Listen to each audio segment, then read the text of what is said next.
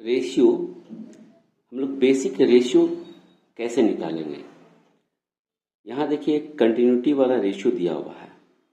ए अनुपात बी बराबर दिया हुआ है 1:2, बी अनुपात सी दिया हुआ है 2:1, सी अनुपात डी दिया हुआ है 1:3 और डी अनुपात ई दिया हुआ है 3:1। यहाँ देखिए ये जो कंटिन्यूटी का रेशियो इसको क्यों कर रहे हैं, क्योंकि ये देखिए जो रेशियो जो है अंतिम हो रहा है उसी से फिर शुरुआत हो रहा है अगले रेशियो का। ए बी पे खत्म हो रहा है तो अगला जो रेशियो है वो बी पे ही स्टार्ट है। फिर सी पे खत्म होकर के अगला जो रेशियो दिया हुआ है वो सी पे ही स्टार्ट है और डी पे खत्म हो रहा है, और जो डी पे खत्म हो रहा है तो अगला जो रेशियो दिया हुआ वो डी से स्टार्ट है। मतलब जिस रेशियो पे वो खत्म हो रहा है अगला रेशियो उसी से स्टार्ट होना चाहिए। ए बी तो अगला बी से स्टार्ट होना चाहिए, बी सी तो अगला सी से स्टार्ट होना चाहिए, सी डी तो अगला डी से स्टार्ट होना चाहिए और डी ई लिखा हुआ तो अगला ई से ही स्टार्ट होना चाहिए, कि ई एफ होना चाहिए। तो इसको हम लोग कहते हैं कंटिन्यूटी का रेशियो। कंटिन्यूटी का रेशियो बनाने का डायरेक्ट मेथड है कि हम लोग जैसे सबसे पहला काम, अगर हमको ए अंतिम शुरू वाला और अंतिम वाला चाहिए, ए और ई का अनुपात अगर हमको चाहिए तो हम लोग क्या करेंगे, ये जो पहला कॉलम है इस कॉलम को मल्टीप्लाई करेंगे तो हमको ए निकल जाएगा, और अगर दूसरा वाला ये जो कॉलम यहाँ पे खड़ा है इसको मल्टीप्लाई करेंगे तो हमारा ई निकल जाएगा। तो इसको मल्टीप्लाई करते हैं 1:2 यानी कि 1 गुना 2 2, 2 गुना 1 2, 2 तिया 6। डायरेक्ट देखने से ही आपको मल्टीप्लाई करना पड़ेगा। डायरेक्ट आप देखिए जो भी नंबर दिया हुआ रहेगा उस नंबर को आप थोड़ा सा रफ्तार से मल्टीप्लाई कीजिएगा ताकि आपका जल्दी होगा। तो देखने से ही पता चलता है 2 तिया 6 है, 1 से मल्टीप्लाई कीजिए नहीं कीजिए कोई फर्क नहीं पड़ता है। तो ये हो जाएगा हमारा 6। ये हमारा ए निकल गया। अब हमको ई निकालना है तो अंतिम वाला लाइन यानी कि जो दूसरा कॉलम है इसको मल्टीप्लाई करते हैं, इसको भी मल्टीप्लाई करते हैं तो 2 गुना 1 2, उसका 2 को 3 से मल्टीप्लाई करेंगे तो 6 और 6 को फिर 1 से मल्टीप्लाई करेंगे तो 6। तो टोटल इसको मल्टीप्लाई करते हैं तो हमको मिलता है 6, तो हो गया 6। अब अनुपात में हम लोग हमेशा छोटे फॉर्म में लिखते हैं। अब मतलब कहने का मतलब ये कि जो कटेगा उसको काट के छोटा करके लिखेंगे। तो 6 तो देखिए कट रहा है 6 से एक बार में, 6 से एक बार में, तो 1:1, तो 1:1 यानी कि ए और ई का अनुपात होगा 1:1। अब हमको ए बी सी डी का चाहिए तो ए बी सी डी और यहाँ पर ई भी है तो ई भी हमको निकालना है। तो A B C D E का अगर हमको चाहिए तो हम लोग क्या करेंगे, ए निकालने के लिए हम लोग पहला कॉलम का मल्टीप्लाई करते हैं, इसको मल्टीप्लाई करेंगे तो होगा हमारा 6, यहाँ लिख दिए। बी निकालना है तो बी वाले को निकालने के लिए क्या करेंगे, एक नंबर को काटेंगे और जहां पर काटे हैं उसी के अंदर से यहाँ पर घुसेंगे, ऐसे करके मल्टीप्लाई करेंगे। तो 2 दूनी 4, 4 तिया 12, 1 से मल्टीप्लाई कीजिए नहीं कीजिए कोई फर्क नहीं पड़ता है। क्या बताएं बी निकालने के लिए, ए निकालने के लिए पूरा वाला लाइन को मल्टीप्लाई करते हैं। अब बी निकालना है तो एक डिजिट जहां पर बी खत्म हो रहा है उसका पहला वाला वहां पर काटिए, इसको काट दिए। अब जहां पर काटे उसके नीचे से घुसेंगे ऐसे करके, तो 2 दूनी 4, 4 तिया 12, यहाँ 12 लिख दिए। अब सी निकालना है तो दूसरा वाला इसको काटेंगे, सी जहां पर स्टार्टिंग है मतलब कि अंतिम जो है उसका पहला वाला काट देते हैं, तो काट दिए यहाँ पे। अब जहां पर काटे उसके नीचे से इसको घुसेंगे, इस लाइन को ऐसे करके मल्टीप्लाई करेंगे, ऐसे 2 गुना 1 2 ऐसे घुसेंगे, यानी कि 2 एकम 2 और उसको यहाँ पर मल्टीप्लाई करेंगे तो 2 और फिर 2 तिया 6, इसको ऐसे करके मल्टीप्लाई करते हैं, ऐसे करके 2 तिया 6, यहाँ हो गया 6। अब डी निकालना है तो इसको फिर काटेंगे ऐसे करके और फिर ऐसे कर मल्टीप्लाई करेंगे, ऐसे करके मल्टीप्लाई करेंगे 2 एकम 2 2 तिया 6 और फिर यहाँ घुस जाना है, ऐसे घुस जाना है, मतलब जहां पर काटे हैं उसके नीचे से घुसना है इधर। 2 तिया 6 और 6 तिया 18, यहाँ हो गया 18। अगला लेते हैं, जब हमको ई निकालना है तो अंतिम वाला को काट देंगे तो हमको पूरा सीधा मल्टीप्लाई करना पड़ेगा, 2 तिया 6 डायरेक्ट हो गया यहाँ पे। तो कहने का मतलब इसको एक बार फिर से हम लोग देखते हैं, 1:2, 2:1, 1:3 और 3:1 है। ये ए अनुपात बी, बी अनुपात सी, सी अनुपात डी और डी अनुपात ई है। हम लोग मल्टीप्लाई कैसे करते हैं, ए अनुपात बी अनुपात सी अनुपात डी अनुपात ई निकालना है। तो कैसे निकालेंगे इसको, ए निकालना है तो पूरा लाइन को मल्टीप्लाई करेंगे, 2 तिया 6 लिख दिए।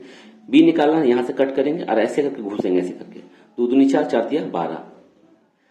अब सी निकालना है तो इसको कट करेंगे यहां से, 2 तिया 6 ऐसे करके, यहां पर कट किया ना, ऐसे करके 2 एकम 2 और यहां से घुसेंगे, ऐसे करके घुस जाएंगे, 2 एकम 2 और 2 तिया 6। फिर हमको अगर डी निकालना है तो यहां पर कट करेंगे इसको, अब ऐसे मल्टीप्लाई करेंगे, 2 तिया 6 और 6 तिया 18। फिर हमको ई निकालना है तो यहां पर कट करेंगे और ऐसे सीधा मल्टीप्लाई करेंगे, क्योंकि अब घुसना इधर पॉसिबल है नहीं, इधर कोई नंबर है नहीं, क्यों घुसेंगे फिर, 2 तिया 6। अब रेशियो जब हम लोग लिखते हैं तो हम लोग उसको हमेशा छोटे फॉर्म में लिखते हैं। तो आप देखिए कि सारा नंबर जो है ना किसी खास नंबर से कटता है, कट रहा है, 2-3 नंबर नहीं कटना चाहिए, सबका सब किसी खास नंबर से कटना चाहिए। तो देखिए सारा नंबर 6 से कट रहा है, तो 6 से एक बार में, 6 से 2 बार में, 6 से एक बार में, 6 से 3 बार में, 6 से एक बार में, इसको काट दिए हम लोग। तो हम लोग का सिंपलेस्ट फॉर्म हो गया रेशियो का ये वाला। तो ए अनुपात बी अनुपात सी अनुपात डी अनुपात ई हम लोग का निकल गया। आप इन नंबरों के जगह पे एग्जाम का कोई भी क्वेश्चन हम लेके देख सकते हैं, ट्राई कर सकते हैं। सबसे फास्ट मेथड होता है ये रेशियो निकालने का, और जब आप रेशियो आप निकालिएगा तो बड़े बड़े क्वेश्चन का इस मेथड से बहुत जल्दी सॉल्व कर पाइएगा। एक क्वेश्चन लेते हैं, जैसे हमारे पास ए अनुपात बी बराबर दिया हुआ है 2 अनुपात 3 और बी अनुपात सी दिया हुआ है 4 अनुपात 5। तो यहां से हम लोग निकालेंगे ए अनुपात बी अनुपात सी। देखिए 2 तरीका है निकालने का। ए अनुपात बी बराबर दिया हुआ 2 अनुपात 3, बी अनुपात सी बराबर दिया हुआ 4 अनुपात 5। तो हमको निकालना है ए अनुपात बी अनुपात सी क्या होगा। 2 तरीका है। पहला तरीका है कि हम लोग कंटिन्यूटी मेथड से हम लोग निकाल सकते हैं। देखिए आप कंटिन्यूटी का रेशियो दिया हुआ है, ए बी है, फिर बी सी है, बी पे खत्म होकर बी सी स्टार्ट है, यानी कि A B C C D इस तरह से रहता है। तो ए बी और बी सी दिया हुआ है तो हम लोग यहाँ पर डायरेक्ट निकाल सकते हैं। ए निकालना होगा तो पहला इस लाइन को मल्टीप्लाई करेंगे, 2 चौके 8 ये हो गया। फिर हमको बी निकालना है तो बी को यहाँ से कट करेंगे, अब यहाँ से ऐसे घुसेंगे, 3 चौके 12 कट कर दिए। अब हमको सी निकालना है तो सीधा मल्टीप्लाई करेंगे ऐसे करके, 3 पचे 15 हो गया हम लोग का रेशियो। सीख पाए इसको। दूसरा मेथड है आप इसको बैलेंस करके भी बना सकते हैं। 2 अनुपात 3 दिया हुआ है और बी अनुपात सी जो है वो 4 अनुपात 5 दिया हुआ है। हम लोग इसको बैलेंस करके भी बना सकते हैं, ये दूसरा तरीका है। दोनों रेशियो में आप देखिए कॉमन चेहरा क्या है, तो दोनों में बी कॉमन है। तो जब बी कॉमन है तो हमारा यहाँ पर बी है 3 और यहाँ पर बी है 4, तो इसको संतुलित करना पड़ेगा, इसको बैलेंस करना पड़ेगा, यानी कि दोनों को बराबर करना पड़ेगा। बराबर करने के लिए हम लोग क्रॉस मेथड का प्रयोग करते हैं। ये 4 है तो इस रेशियो को हम लोग 4 से मल्टीप्लाई करेंगे, ये 3 है तो इस उल्टे यानी कि नीचे वाले को 3 से मल्टीप्लाई करेंगे। अब हम लोग मल्टीप्लाई करते हैं, तो मल्टीप्लाई जब करेंगे तो रेशियो में दोनों संख्या पर मल्टीप्लाई होगा, 4 दूनी 8 और 4 तिया 12, यहाँ पर 3 चौके 12 और 3 पचे 15। अब देखिए कि दोनों में b आपका जो है वो समान हो गया है 12-12। तो हम लोग लिख सकते हैं a अनुपात b अनुपात c। a कितना है 8 है और b आपका कितना है 12 है, दोनों जगह पर तो 12 लिख दिए, और c कितना है 15। तो आपका रेशियो आपका यह कंप्लीट हो गया। तो अगर आपको ये इस तरह का कोई रेशियो दिया हुआ रहेगा, 2 रेशियो दिया हुआ रहेगा, और अगर कंटिन्यूटी का है तो हम लोग उसको बैलेंस करके बना सकते हैं। अगर बिना कंटिन्यूटी का हो तब भी हम लोग उसको बना सकते हैं। जैसे एक क्वेश्चन अगर हम आपको दें, ए अनुपात बी दिया हुआ है 2 अनुपात 3 और दूसरा जो है वो ए अनुपात सी दिया हुआ है 3 अनुपात 4। आप देखिए आपको इसमें निकालना है ए अनुपात बी अनुपात सी। ये कंटिन्यूटी का रेशियो नहीं है। देखिए ए बी है और फिर ए से स्टार्ट है, यानी कि जिस पे खत्म हुआ था उससे शुरू नहीं हो रहा है। ए बी बी सी नहीं दिया हुआ है, ए बी दिया हुआ है एक अलग रेशियो है, और फिर ए सी दिया हुआ है एक दूसरा रेशियो है।